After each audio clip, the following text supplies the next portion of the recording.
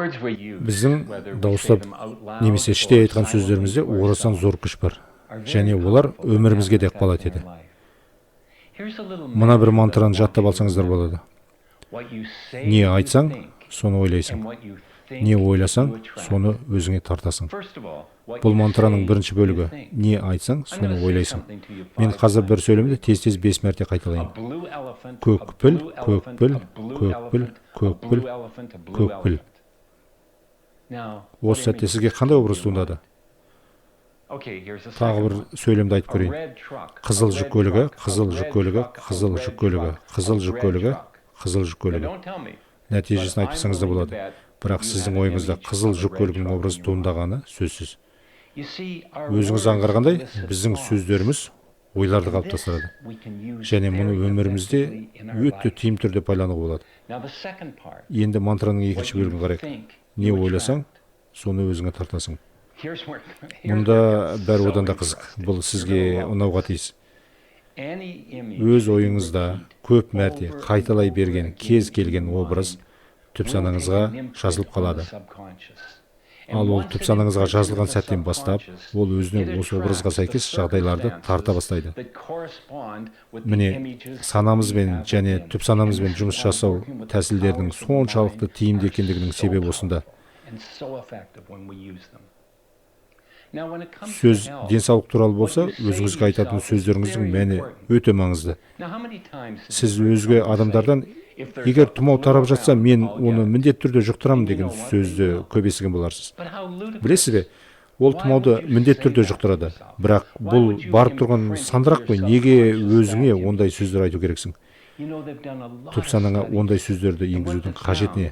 Ғалымдар бірқатар зерттеулер жүргізіп, барынша үлкен нәрселерді күтетін адамдардың статистика бойынша тез сауығып кететінін аңғарған. Сондықтан түп санаңызға позитивтік, құлшындыратын хабарламалар мен образдарды берген өте дұрыс болады. Маған менің денем өзін өзі емдейтін керемет организм деген аффирмация өте қатты ұнайды. Бұл шынымен де солай. Ойлап көріңізші, біз тамақтанған кезде денеміз табиғи түрде тағамның қорек заттарын бөліп алып, оны қажетіне қарай әртүрлі органдарға жібереді және қажетсіз бөлігін шығарып тастайды. Мұның бәрі автомат түрде жүзеге асады. Мысалы, сіз денеңізді кесіп алдыңыз дейік.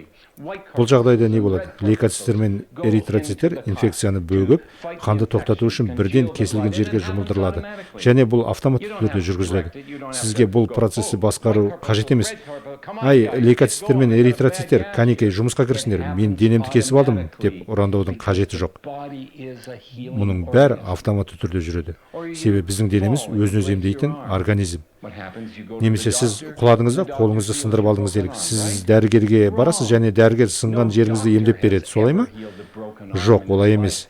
Бірде-бір дәрігер өмірінде ешқашан сынықты емдемеген. Дәрігер сынған сүйекті бір-біріне жанастырып, гипс салып береді. Ал сынықты емдейтін организмнің өзі. Біздің денеміз өзін-өзі емдейтін керемет организм. Және біз өз-өзімізге ұдайы мұны есімізге салып отырмыз қажет. Сіз жалпы немесе нақты аффирмацияны құрастыра аласыз.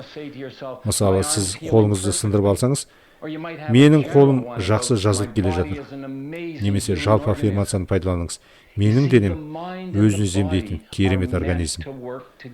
Сана мен дене бір бүтін болып, бірге жұмыс істеуге жаратылған. Сондықтан түп санаңызды өзіңізге жұмыс істеуге мәжбүрлеңіз, сонда сіздің денсаулығыңыз жақсы болады.